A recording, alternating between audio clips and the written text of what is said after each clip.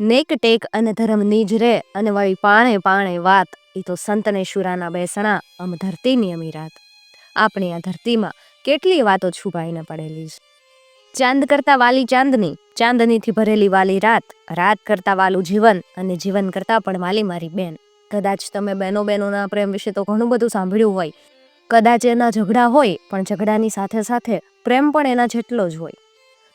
પણ બંને બહેનો એકબીજાની દુશ્મન બની જાય તો શું થાય? આપણે અનુમાન લગાવી શકીએ કે ત્યારે રણ સંગ્રામ જ થાય. હેલો દોસ્તો, હું છું વૈશાલી અને આજે આપણે આવી જ બે રાજપૂતાણીઓની વાત સાંભળવાના છીએ કે જે બંને સગી બહેનો હોવા છતાં એકબીજાની દુશ્મન બની અને એકબીજાના લોહી માટે તરસવા લાગી. શું હતી એ વાત? મનુભાઈ જુધાણીએ આ વાતને શબ્દરૂપ આપેલ છે. બાંદડી, હજુ ત્યાં ઓવડો પૂરો શણગાર્યો નથી. ઈ બેન બા તો હમણાં ને હમણાં આવશે, તને કઈ ભાન છે કે નહીં? ચૂડાના ઠાકોર રાયસિંહજીના પત્નીએ પોતાની દાસીને ઓવડો શણગારવા ઉતાવળ કરવા કીધું. બા, હમણાં જ પૂરું થઈ જાહે, એકલે હાથે કામ છે તે વાર તો થાય જ ને. તો બીજાને બોલાવ ને. બા, બીજા બધાય કામે લાગી ગયા, નવરું કોણ બેઠું કે મદદે બોલાવું? ત્યાં તો ત્રિબાંગ ત્રિબાંગ ત્રિબાંગ ઢોલ વાગ્યા. શણાઈઓના તીણા અવાજે પવનની પાંખે ચડી અને રાણીવાસના ઓરડામાં રાણીજીના બેનબા પધારિયાના મંગળ ધ્વનિઓ પાથરી દીધા. બેન અને દાસી બંને ઝપાટા ભેર ઓરડો શણગારી લીધો. સારી રિયાસત એક જ ઓરડામાં ખડી કરી દેવામાં જરાય સંકોચ રાખ્યો નહોતો. કુશળ દાસીએ કોઈ પણ ચક્રવર્તી ભૂપાના મહેલ જેવો ઓરડો ખીલાવ્યો હતો. વાંકાનેરના રાજ સાહેબની સાહેબી નજરમાં રાખી અને રાજ સાહેબના રાણીજીને જરાય ઉણપ ન લાગે અને પોતાનું ખોટું ન કહેવાય, એ દૃષ્ટિએ બધા સાહિત્ય ગોઠવ્યા હતા. વાંકાનેરના રાણી સાહેબ ચૂડાના રાણી સાહેબના મોટા બેન હતા અને આજે એ પોતાના નાની બેનને મળવા ચૂડા પધાર્યા હતા. મોટા બેને આવી અને બેનના ઓવરણા લીધા ને બંને બહેનો ભેટી પડ્યા.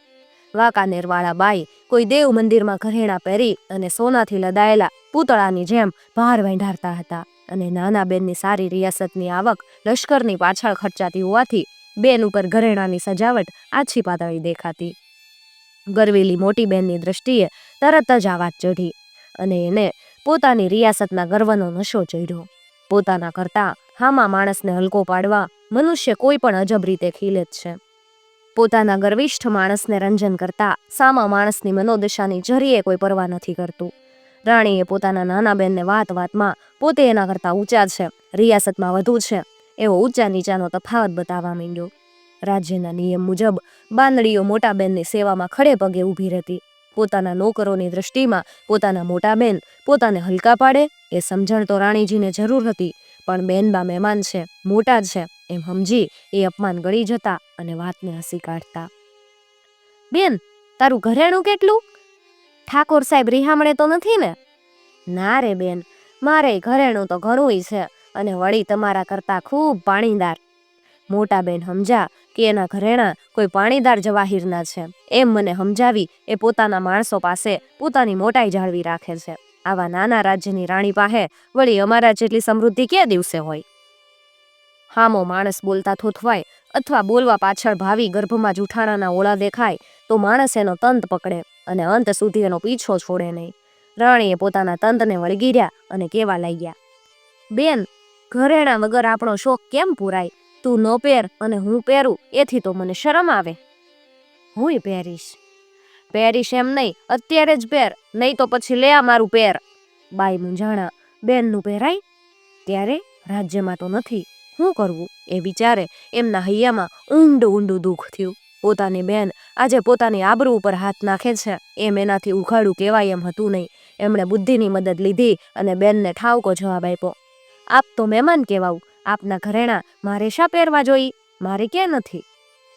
બાર ન હોય તો કાંઈ કઢાવા નહીં જ, આ પહેરો એમ કહી અને મોટી બેને પોતાનો હાર ડોકમાંથી કાઢી અને નાની બેન સામે ધરવા માંડ્યા. નાના બેન એની પાછળ રહેલી મનોભાવના સમજી ગયા. એમણે તરત જ ખડખડ હસતા કીધું, લ્યો હવે રહેવા દ્યો બેન, એવા પારકા ઘરેણે મારી શોભા થોડી જ વધવાની.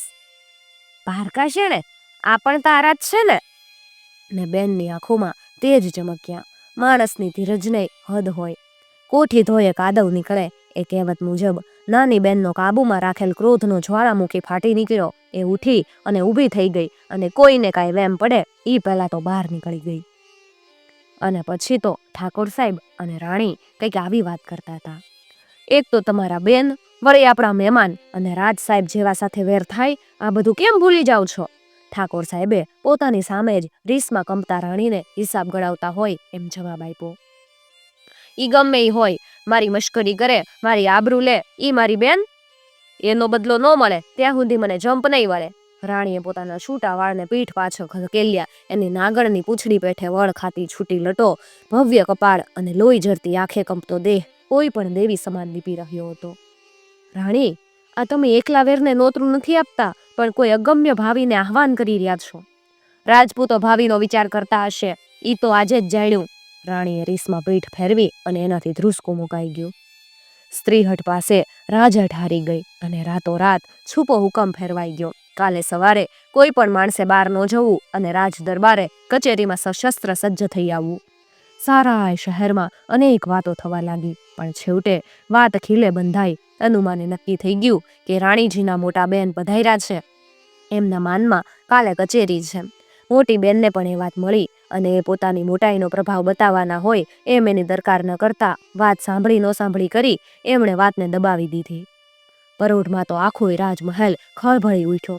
ચોમેર ધમાલો થતી. દાસ દાસીઓ અને નોકર ચાકરો કોઈ અકથ્ય વેદના ભરી રાણીના દર્શન થયા. રાણીની અસ્વસ્થ સ્થિતિ જોઈ બધા સંકોચાઈ ગયા અને ગુપસુપ વાતો કરવા લાગ્યા.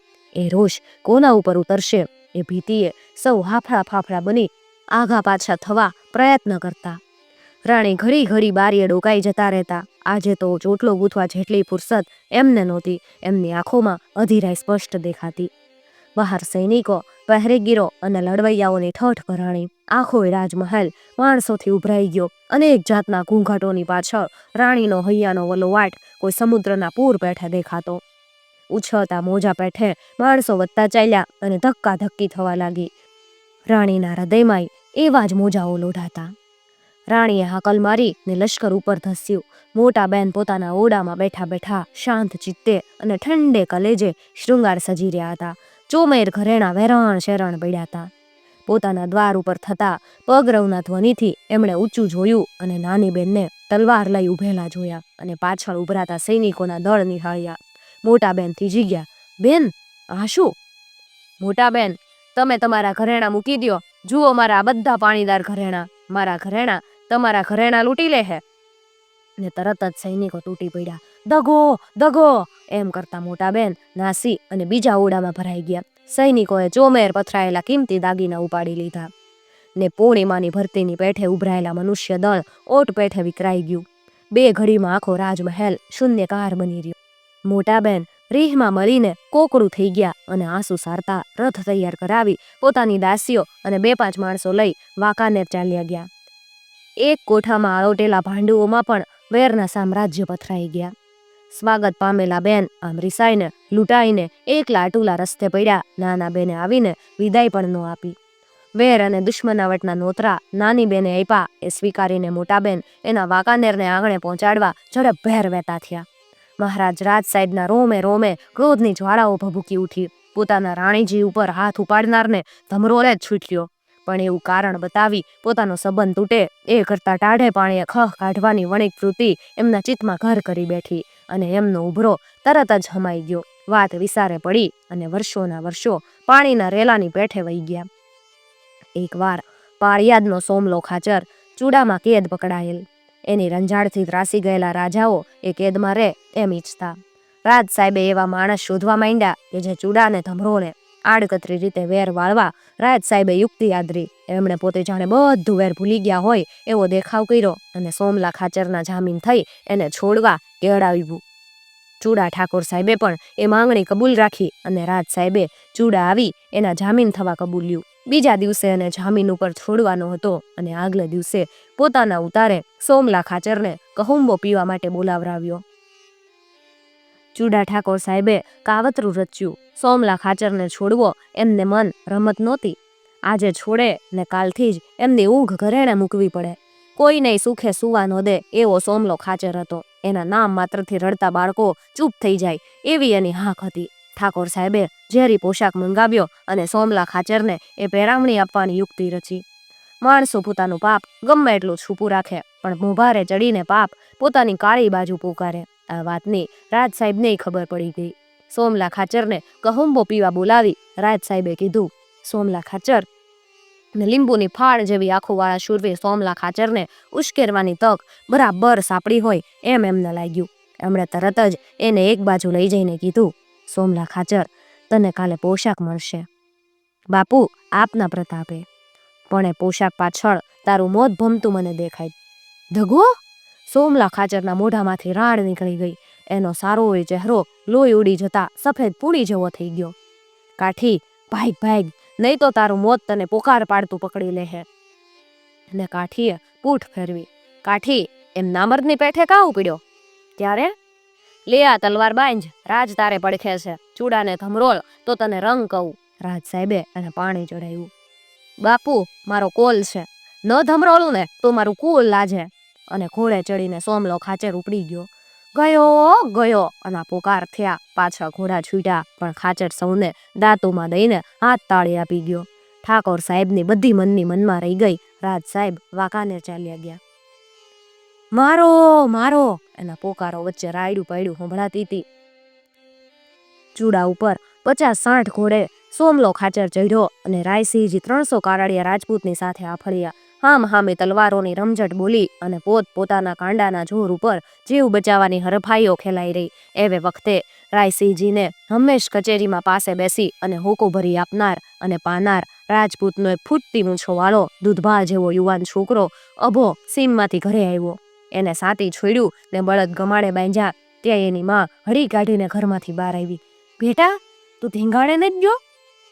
માં, શેનું ધીંગાણું? અરે પાળિયાદના ઘોડા ચૂડા માથે પડ્યા અને રાયસિંહજી હામાં આફેડાત. જા મારું દૂધ લજાઈમાં. રાજપૂત થંભી ગયો. અરે નામર્દ, હંમેશા કચેરીમાં હોકો ભરીને પાતો ત્યારે સૌ તારી મશ્કરી કરે જ ને. અને જો અત્યારે નહીં જા તો મોઢું બતાવવા જેવું તારું નહીં રે. જા જટ જા. પાસે રેજે ને પાણીનો પોટલિયો પાહે રાખજે. છેલ્લી વેળા હાચવજે. અને રાજપૂતને શૂર ચડ્યું. એ ઉપડ્યો. મહારાજાની પડખે રહીને લડ્યો. પોતાના હાથ કપાઈ ગયા, એ પડ્યો. મહારાજા પડ્યા, પણ જીવ જાય નહીં. પોતાના મોઢામાં બાણ અને પગમાં ધનુષ્યની પણસ છડાવેલી રહી ગયેલી. જીવ બ્રહ્માંડમાં ચડી ગયેલો.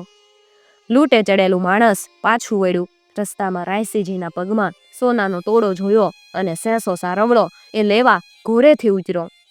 હલાવતા મોઢામાંથી બાણ છૂટી ગયું, પણ પણસ ઢીલી થઈ ગયેલી એટલે હેડિયા ઉપર સહેજ ચરકો થયો અને એણે તરત જ ઉપર હાથ દાબી દીધો. પાછા ફરતા રાઠોડ સરવળે પૂછ્યું, એલ્યા, આપણામાંથી કોઈ ઘવાયેલું જીવતુંસ?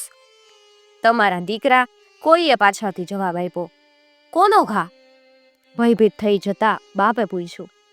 ઈ તો રાયસિંહજીના પગનો તોડો લેવા જતા બાણનું ફળું જરાક ઘસાણોસ. અરે બાપ, ઈ તો હાવજનું બોટણ. એમ નિહાહો મૂક્યો. એના હૃદયમાં વલો વાટ ઉપડ્યો. દીકરાના મૃત્યુની એને આગાહી થઈ. એના ઘોડાને ઝટ ગામ ભેળું કરવાની તકેદારી રાખી, પણ એની રગે રગમાં ઝેર વ્યાપી ગયા. એણે ડોકું નાખી દીધું. વાતમાં એનો પ્રાણ છાંડી ગયો. મેં નહોતું કીધું? ઈ તો હાવજનું બોટણ. એમાંથી કોઈક જ બચે. ને બાપે દીકરાના મૃત્યુ પાછળ પોક મૂકી. આવા શૂરવીરો આપણી આ ધરામાં પાક્યા છે. મિત્રો, જો તમને આવી વાતો સાંભળવી ગમતી હોય તો ચેનલને જરૂરથી સબસ્ક્રાઇબ કરી અને સાથે આપેલું બેલ આઇકોન પ્રેસ કરજો, જેથી આવનાર નવા વિડીયોઝની નોટિફિકેશન સૌથી પહેલાં તમને મળી શકે. અને ખાસ વાત મિત્રો, અમારો ઉદ્દેશ ફક્ત અને ફક્ત આપણા વિસરાઈ જતા લોક સાહિત્યને વધુમાં વધુ લોકો સુધી પહોંચાડવાનો છે. કોઈ ધર્મ સંપ્રદાય કે જ્ઞાતિ જાતિને ઠેસ પહોંચાડવાનો કે એનો પ્રચાર પ્રસાર કરવાનો અમારો કોઈ ઈરાદો નથી.